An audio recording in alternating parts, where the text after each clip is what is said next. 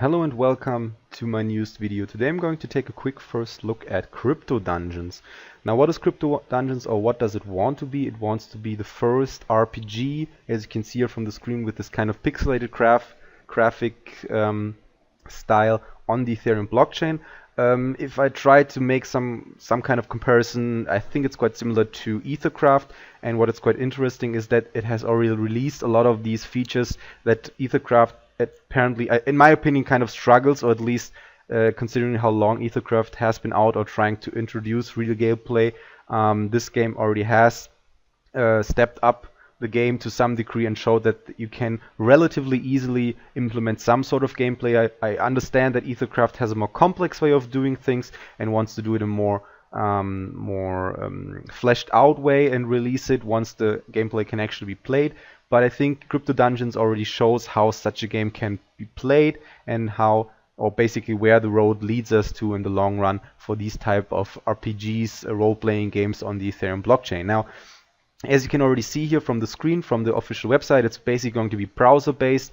As you know, for a lot of these crypto games, these games are meant to be played browser-oriented. You have the ability to basically own these heroes. You can for now buy them on the store, as you can see here. So you have these different attributes or stats of these heroes. So you have your HP, your agility, attack, intelligence, defense, and so on. So basically how you normally know how they're working or how they are set up for these different kind of role-playing games. You might have these different kind of categories. For example, when you click here, you have a race component and you have a class component, so as again quite similar to most of the other role-playing games.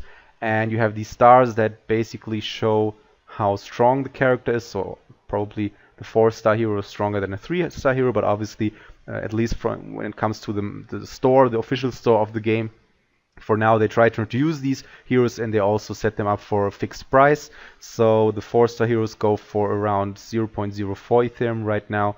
I think the cheaper ones go for 0.03 Ethereum.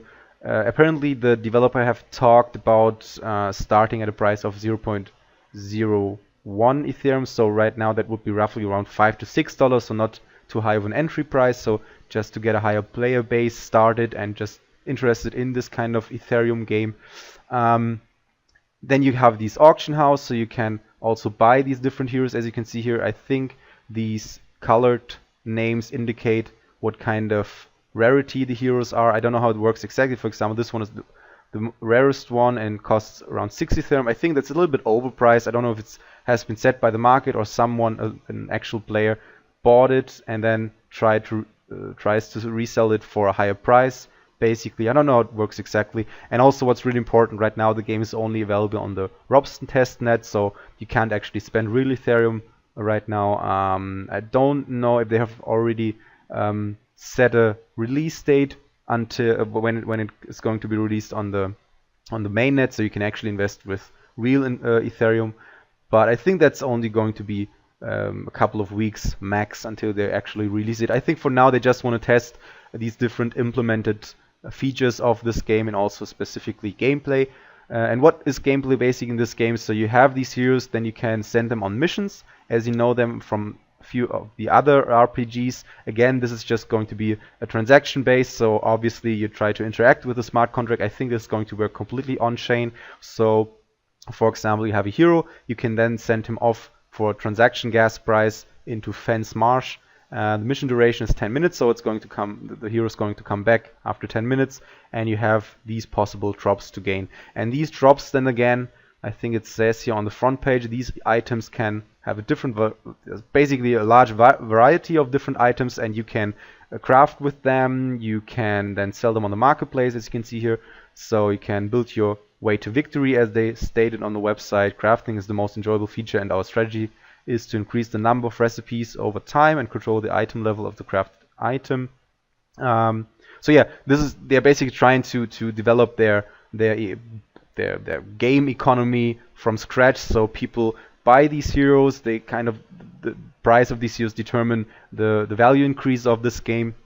to some degree. The higher level the heroes, the better the stats, the higher missions you can get to, and the better drops you can get, and you can sell them for a higher price again. So obviously that kind of creates this economy in the beginning, and hopefully that kind of helps the player base to flourish in terms of the economy and in terms of the value increase, because obviously you have, or you're planning to have the Ethereum component to it. To some degree you want to invest money, real Ethereum, and want to get a higher return on investment, so you have to have a sort of flourishing and stable economy.